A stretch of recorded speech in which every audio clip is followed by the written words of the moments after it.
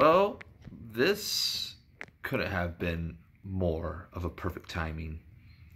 I wanted to do a quick review of WrestleMania.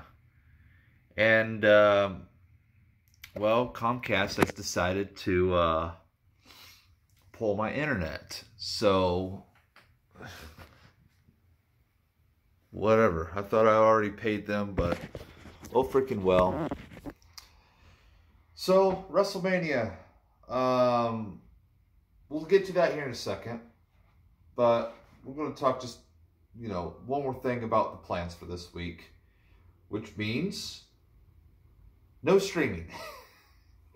Unfortunately, because Comcast decided to pull my internet, I'm not going to be able to stream this week at all. Which is unfortunate. So, I do apologize if this is an inconvenience to anybody, but you know what? This is a well-deserved week off after what I just witnessed last night. A great WrestleMania. So without further ado, let's go straight into WrestleMania. Now, I know what I said about my, the whole fucking review thing. And you know what? This WrestleMania deserves its own review. And the only reason why I say that is because there's a lot of things to talk about in this WrestleMania. And, the thing that's always bothered a lot of people is the length of this entire pay-per-view. Okay, you guys don't understand. The kickoff show started at 5 p.m. and the end of WrestleMania ended at 12:30 in the morning. So that's 5, 6, 7, 8, 9, 10, 11, 12, 7.5 hours. That's nearly as long as I work at my job. So, that's fucking crazy. Spending literally 7 hours on the couch reacting to whatever. And hey, if you guys missed my stream, you can still watch my previous broadcast for now. I don't know how long Twitch is planning on keeping it up. I think it's for another 30 or so days. And I'm going to upload matches in which I reacted to the best. And one of those matches is the Kofi Kingston Daniel Bryan match. Now, we'll get to that match here in a second. But let's start off with the Cruiserweight, the big elephant in the room. I'm not interested in the Cruiserweight division at all. I don't get interested in it at all. So when people say, oh, it was a shocking victory, I don't know how you guys thought that was shocking, because I wasn't interested in it whatsoever. It was just a basic, boring pre-show match that was well-deserved to be put on the pre-show because nobody really cared. There was no reaction. There was no crowd in this match. In fact, people were still filing in, grabbing snacks. I was still making food. I was actually eating food during this match. So, at the end of the day, personally, it was a waste of a match. But it's WrestleMania, so Cruiserweight division can't be left out, so whatever. Women's Battle Royale. I expected Asuka to win this, and she was flung out by Sarah Logan. So, I was very, very surprised. I honestly thought Sarah Logan was going to win, but I was more shocked that Asuka didn't win. So, I was very, very shocked that Asuka didn't win, even though she was screwed out of the SmackDown Women's Championship, and now she was screwed out of the Women's Battle Royale. So, I don't know. I don't know what the hell WWE is doing with Asuka. I don't know if her contract's coming up or what. I don't know. So, Asuka for AEW bound? Maybe? Who knows? Then we had our first shock of the evening. And I call it a shock because I would say I'm a bit of a Zack Ryder fan. So seeing Kurt Hawkins and Zack Ryder become the brand new Raw Tag Team Champions is a bit of a shock, because not only did Kurt Hawkins finally get a win, but a championship win at WrestleMania. And I know a few people were like, why not at Raw? Why not continue his losing streak tonight? Because why the hell not? Why wouldn't you end his losing streak tonight of all nights at WrestleMania? I thought this match was very well thought out, and I don't really expect Kurt Hawkins and Zack Ryder to stay tag team champions for very long. This was basically Revival's last gasp, because their contract's running out. I think it's running out at the end of the month. So Revival for AEW bound, I guess. Yeah. Then we had the Andre the Giant Memorial Battle Royale, where I pretty much predicted Braun Strowman to win.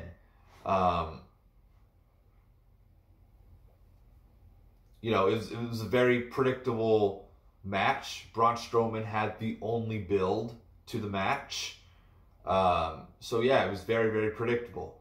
I don't really know why this match is still a thing after 3 or 4 years of it being part of WrestleMania. I can't remember when it was first introduced, but I think it was WrestleMania 31. But, Andre the Giant Memorial Battle Royale probably needs to stop, but, at the same time, if you're not going to make it interesting, why have it? Adding 2 celebrities did not make this match interesting at all. It was just a basic battle royale for the cheese trophy, which I'm calling it because I guess they ran out of gold or something. Or this trophy was clearly made out of cheese or some kind of plastic, because it did not look good at all. So sad to see how the Andre the Giant Memorial Battle Royale turned out to be. So, oh well, at the end of the day. So the opening of WrestleMania was pretty nice. Nice to see some pyro opening up a show, WrestleMania of all shows, specifically an outdoor show. So, I can't remember the last time we saw an outdoor opening pyro WrestleMania. So, it was very nice to see. I enjoyed it.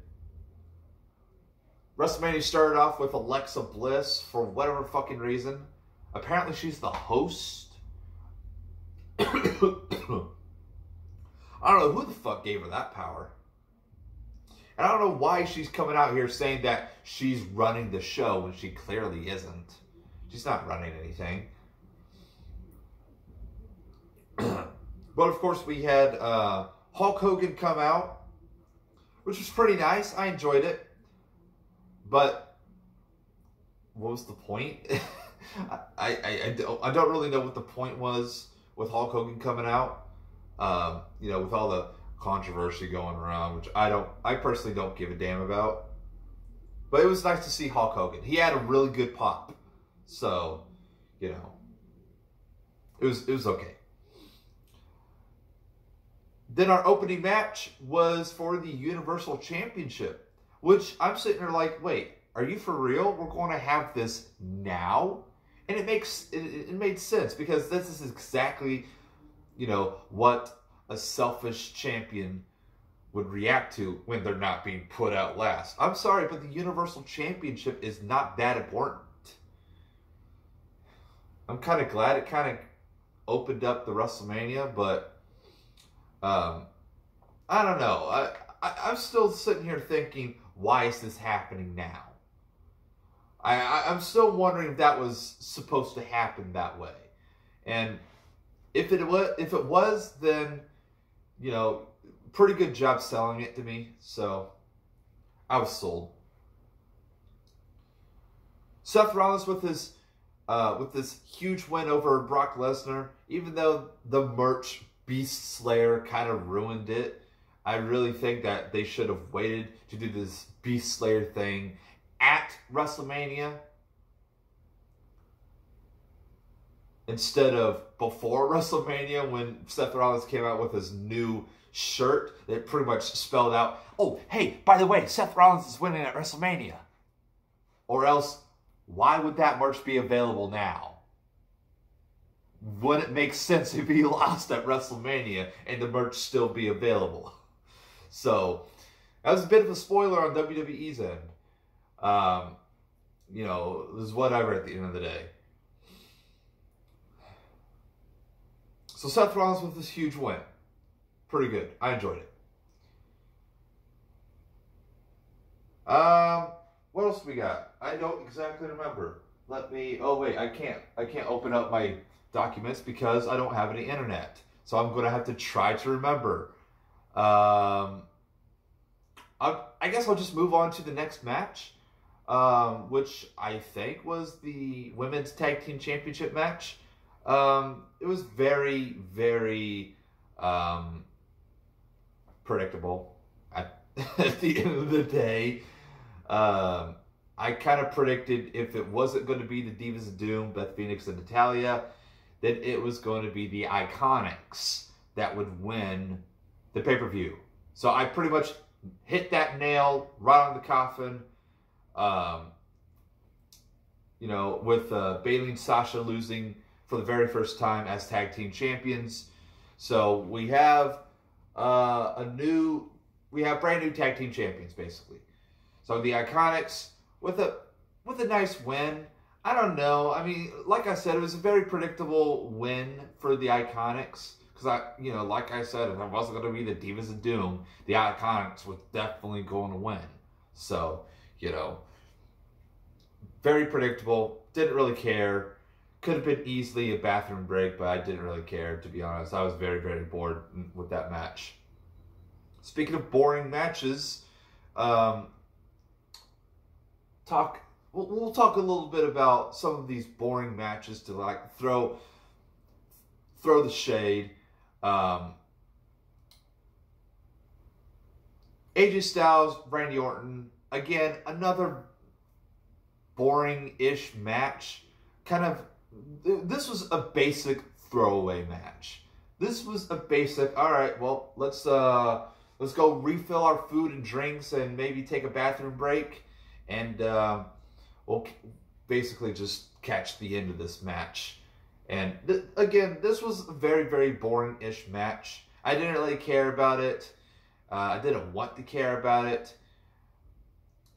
It was just a very, very boring-ish match. And I think this was one of the matches that I missed in my predictions video. So, again, didn't really care about it. AJ Styles got the win. So, at the end of the day, didn't really care. It was a nice win overall.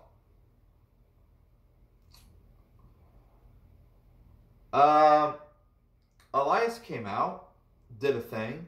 This was more or less towards the end of the pay-per-view, but I just wanted to go ahead and point out that I don't know why they used Elias and John Cena the way they did. But hey, John Cena had an awesome video package showing Babe Ruth. And I'm just sitting here like, this was when Babe Ruth was in the Yankees. So something's bound to happen. And I was starting to get CM Punk feels. I was starting to think, wait, is this a CM Punk thing? This is definitely something maybe CM Punk would do. And then the Thugonomics thing hit. And that's right. You heard it from me. The Thugonomics theme hit. And I didn't realize it at first because I don't really recognize that theme. And then I was sitting there, wait a minute, this is John Cena. This is John Cena's theme. What the fuck's going on here? So yeah, John Cena interrupting Elias kind of again. This same thing happened a year ago, except Elias interrupted John Cena. So John Cena pretty much returned the favor. And it was a great moment. I loved everything about this moment. I kind of wish that it was somebody else, though. I really, really wish, you know, it wasn't John Cena. That way he could have been utilized maybe during the Kurt Angle Baron Corbin match, which was, to me, the most disappointing match on this card, because everybody expected Kurt Angle to have an easy win over Baron Corbin, and then John Cena come out and challenge Kurt Angle, and then we all would have been very excited. And you know what? It wouldn't have mattered who won, except the match didn't last as long as we thought it was going to be. It lasted longer, and then Baron Corbin won. How do you do this? Why would you do this to us? Why would you blatantly announce that people want a different person and then not give us a different person? You basically just said, oh, you want somebody else? Fuck you! You don't run the show. I run the show. I hope that was my best Vince McMahon voice, or I hope you guys enjoyed my best Vince McMahon voice, so that's all you're probably going to get. Speaking of Vince McMahon, near the middle of the pay-per-view, I pretty much called the Kofi Kingston-Daniel Bryan match to be in the middle of this pay-per-view, and that's pretty much what happened. During this 5.5 hour, nearly 6 hour pay-per-view, I think. 7, 8, 9, 10, 11, 12. Yeah, 5.5 hour long pay-per-view. Kofi Kingston and Daniel Bryan finally happened.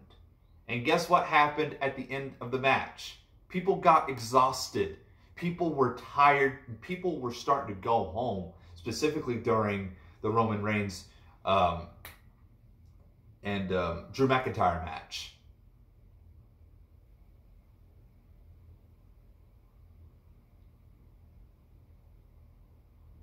This match, you're going to see my whole reaction in its entirety on my channel very, very soon. Most likely this weekend, because I don't have any internet, unfortunately. But holy crap. I had a lot of emotions during this match, and it was about the same kind of emotion during the Daniel Bryan, Randy Orton, and Batista match at WrestleMania 30 5 years ago. But you know what? I was very much a different person 5 years ago. I was a huge Kofi Kingston fan as soon as I started watching WWE. I loved everything Kofi Kingston did, to his Royal Rumble surprise stunts, to becoming tag team champions with Big E or Xavier Woods with the New Day.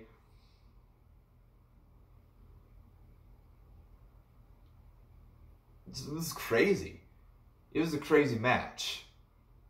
So you bet your ass I was very, very emotional when Kofi Kingston finally won the WWE World Heavyweight Championship, which marks the very first African American to win the WWE World Heavyweight Championship.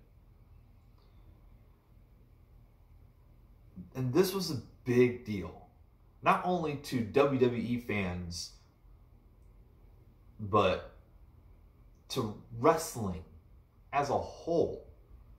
To finally see someone like Kofi Kingston in 11 years get to the point where Daniel Bryan is. All because Mustafa Ali was injured. all because Kofi Kingston had this chance.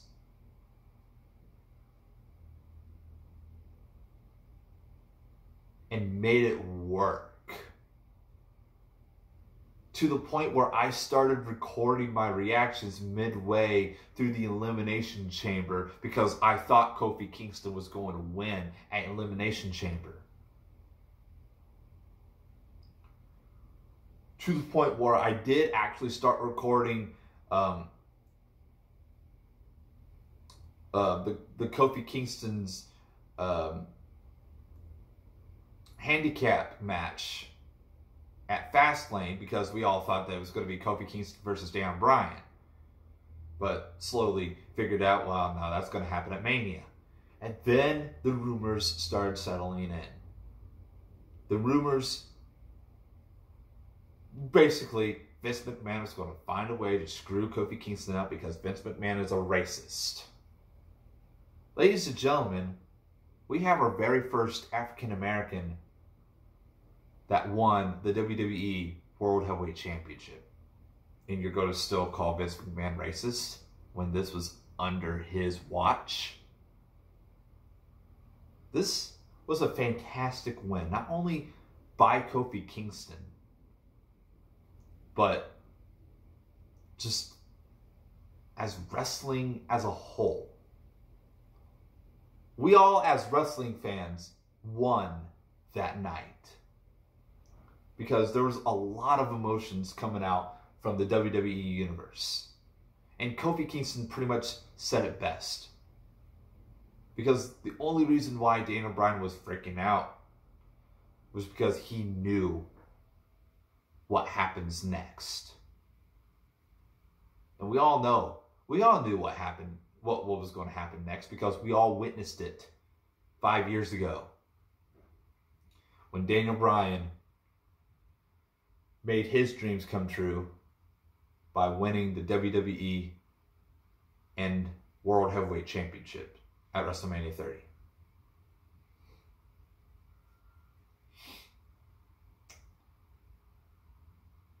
I cannot be more proud for Kofi Kingston than anybody else.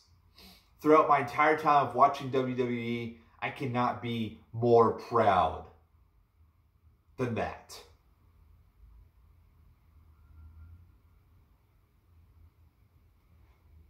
And the difference between WrestleMania 30 and WrestleMania 35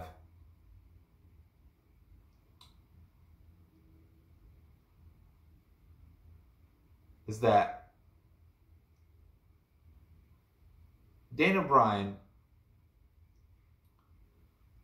took, or Kofi, no, not Kofi Bryan, Daniel Bryan went from being a nobody to being a somebody. But Kofi Kingston just stayed at a mid-card and just did his best.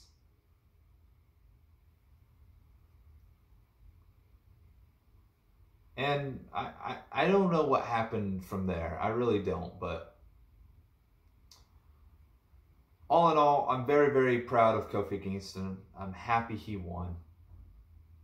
So I guess we'll just move on to the next match.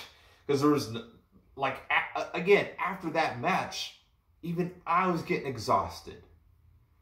I didn't really care about Roman Reigns winning against Drew McIntyre. I didn't care about Triple H beating Batista, because nothing was going to top that.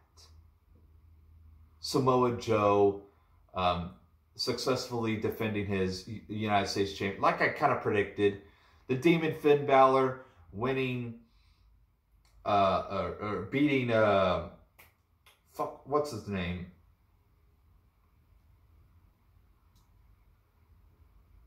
Bobby Lashley.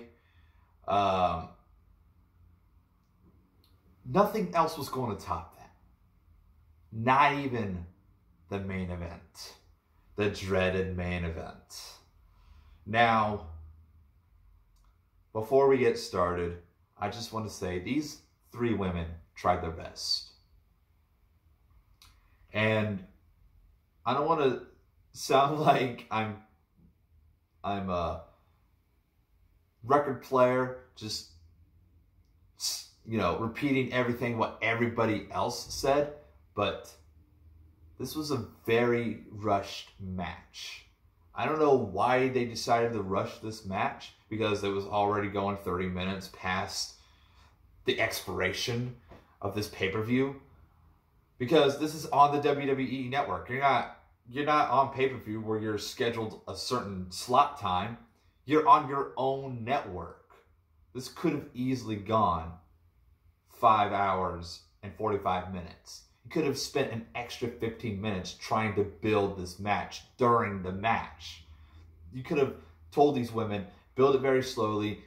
Becky Lynch needs to get this huge pop. And the crowd was still kind of behind Becky, but you can tell that it was very, very sluggish. That, you know, there was a lot of mistakes were made, and even that botch ending, which I don't know if it was planned that way or if it was a botch. I'm calling it a botch. You know, I'm just going to go ahead and throw that out there. I'm calling it a botch. But at the end of the day, Becky beating Charlotte and Ronda Rousey, Michael Cole losing his voice, and I needed to listen a little more clearly, because I was starting to wonder, hey, what's wrong with Michael Cole? Why is it he's speaking more than he used to like hype in this matchup? And then I started to notice Corey Graves and Renee Young were starting to speak more than Michael Cole. And then I noticed Michael Cole's voice was going through, or sounded like it was going through a cheese grinder. And then I realized, oh my God, Michael Cole lost his voice. It goes to show, you know, it goes to show that something like Kofi Kingston winning and having to call so many matches, Michael Cole, you deserve the night off. You deserve Monday Night Raw off. And I wouldn't blame him if he was allowed to take Monday Night Raw off, because after what I witnessed last night could have gone so much better. I don't want to take away from the women.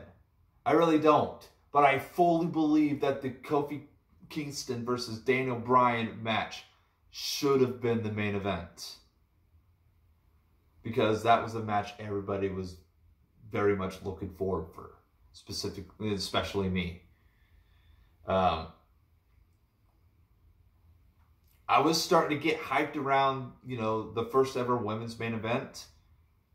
But again, if it was going to end the way that it did, it should not have gone on last. It should have been Daniel Bryan versus Kofi Kingston.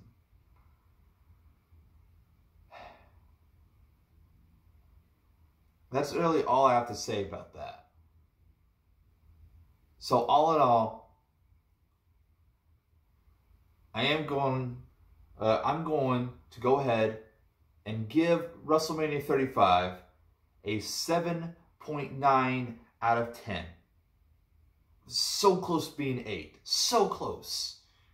You know, like I said, the length of this entire pay-per-view is solely because of that score.